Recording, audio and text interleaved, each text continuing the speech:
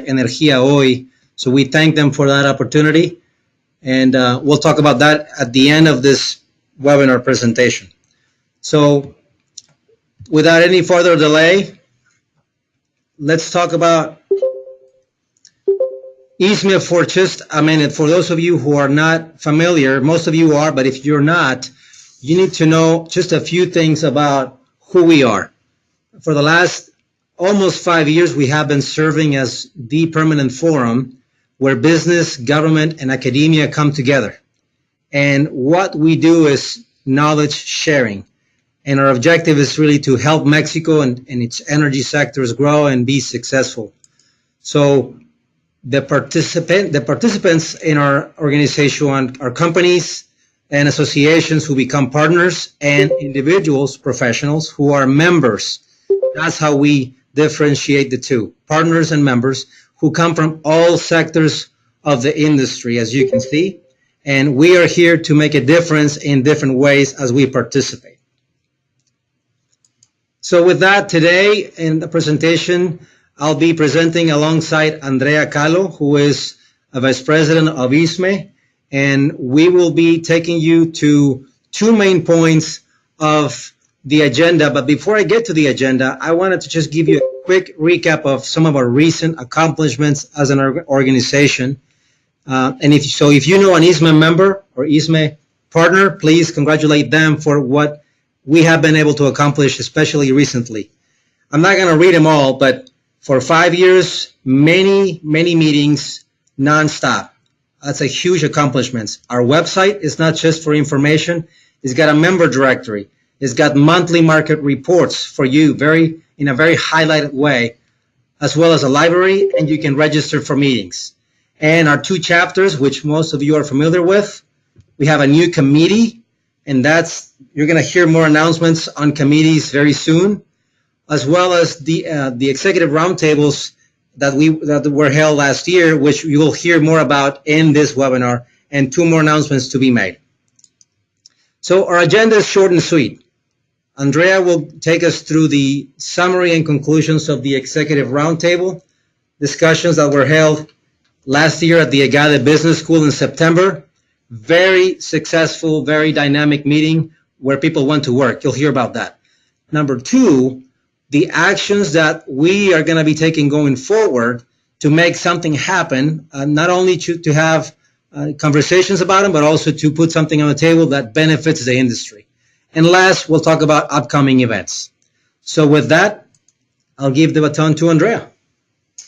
Thank you, Noé. Welcome, everyone, and thank you for joining us today. So as Noé said, I am going to talk to you for a little bit about our Investing in Mexico executive roundtables. We're going to start out by looking a little at the background, what led us to have these meetings, who participated, and what the work method was.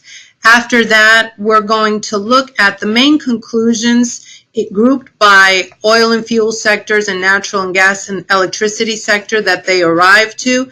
And to end, we're going to look at the consolidated summary, the themes that repeatedly came up at each of these tables. So let's start out with a little bit of background of the ERTs, which are the executive roundtables. So as you know, ISME, if anything, is an educational forum. And for the past 5 years, as Noé has explained, we've been offering a space where people could exchange best business practices and where investors could connect with everything Mexico energy related and acquire knowledge of that. So given the situation that arose with the incoming administration and the potential for a change in what was the current energy policy, we felt that there was a need for a permanent forum for dialogue among the government, with companies, with NGOs, and with academia. We, as an international society, felt that we were very well positioned to become the voice of energy companies that are investing in Mexico today. So with the help of embassies and with international chambers of commerce, we decided to invite companies that are currently investing in the Mexico energy arena for a conversation to discuss what the benefits of foreign direct investment in the country were for the Mexican people and for the economy. So as a result, 45 companies accepted to participate in this activity, and over 60 of their executive senior managers participated in this event. So they went to the Agave Business School where we worked. So how did we work? As they arrived, the participants were divided into groups representing each of the 4 energy sectors: oils, fuels, electricity, and natural gas. And each executive was handed a questionnaire to which they responded in writing, and the comments were later discussed in groups facilitated by ISME members. The tenets of the meeting were that Chatham House rules applied, and they were asked to comment and to reflect on the benefits of foreign direct investment to the country, and not to present claims, demands, or recommendations to the new administration. The questions they were asked are these. So what were the top 3 benefits for Mexico of FDI in each of their sectors? What the specific benefits for Mexican people were from the investments in each of the sectors? What the 3 main goals each of their companies aspires to achieve within the next 6 years, and how these goals, if reached, would impact services and prices in the medium to long term for the people.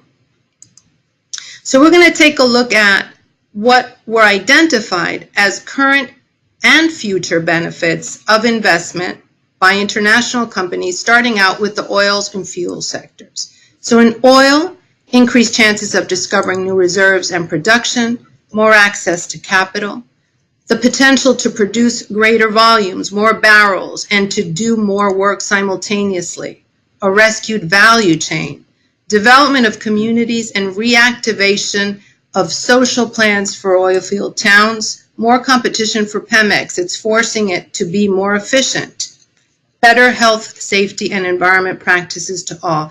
So as we can see, they're not merely economic benefits, direct economic benefits, but also benefits to the community as a whole, translated into reactivation of life in oil field communities, as well as better work conditions for employees in these companies as a result of technology and new international practices being brought in.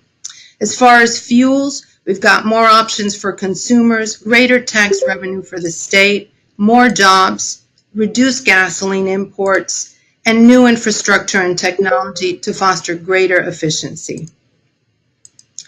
Let's take a look at the current and future benefits identified for natural gas and electricity sectors. So in natural gas, industrial consumers having access to lower natural gas prices, the creation of the Senagas, the national system operator, giving way to more transparency, infrastructure, expansions of the natural gas system, liberalization of the prices, technological innovations, new solutions, energy security as increased domestic production possibly in the future. So again here, what we're seeing is a repetition of what we saw before. There are only betterments to what the sector can provide. Industrial consumers will lower gas prices. This is going to trickle down to consumers as well. Expansions of the natural gas system, considering that over 80% of natural gas consumed in Mexico is imported. This is an immediate need. So in electricity, new and more efficient power plants, new clean energy capacity being installed. Much of this is a result of the 3 very successful long-term auctions that cleared at record low prices. Regulatory transparency as never before seen in the award of these contracts.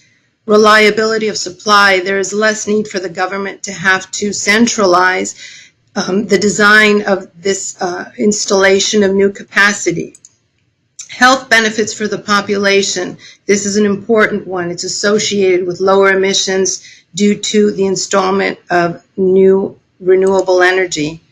Greater options for wholesale market participants for large users, as well as grid modernization and much needed expansions. So again, what we can see here is overall benefits for all of the population, seen not only economically in lower prices or the expectation of lower prices for them, less strain on the government, but also health improvements due to better and more efficient power plants.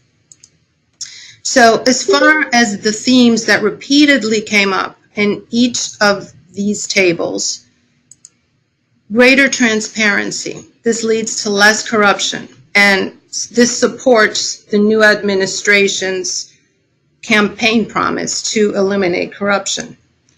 More competition, international companies coming in, competing against each other. This leads the way to them bringing in technology and transfer of this technology, training as well the local labor force. This produces the development of national content. So greater local manufacturing of products, greater participation of local companies rendering services, and more skilled local labor. Creation of jobs all around the country in all of its states. In order to do all this, companies have to be more efficient to render these services, which trickles down to and translates into improved quality of services for the people. And all of this ends up strengthening the value chain. So how is ISME going to use the conclusions arrived to by the input received by these executives? So we're going to act on this feedback, and we're going to contribute to these efforts. The conclusions of the roundtables will be sent to all of you in the form of an executive summary. The summary was prepared taking into account the responses at each of the tables for each of the sectors. It's been translated into English, and you will be receiving a copy both in Spanish and in English. The full version of the report will be published and announced in the month of March. And going forward, our forums in Mexico City and in Houston are going to dive deeper into these key issues and recommendations that were identified by the executives. Now, to this point, in our opinion, one of the main benefits of foreign direct investment to Mexico and its people in the energy sector has to do with strengthening the value chain. And in this respect, this is why we're going to be launching a new service as a way of contributing to the energy sector. And we believe that this is going to be an invaluable tool for any company that's currently investing in the Mexico energy arena or that wishes to do so. So with that, I'm going to turn it over to Noé, who's going to talk a little bit about this. Thank you, Andrea. And I guess what I'd like to continue saying is that this session was so successful. We want to thank everybody who participated. It was such a successful dynamic within that session that this report, this summary, is just the beginning. As Andrea mentioned, we found the conclusions, we captured those, I should say, and this is the beginning, not just a publication, but it's really a call to action. And as an organization, we want to do something about it, not only talk about it. We will continue to have this dialogue, diving deeper into these areas of opportunity in our future forums.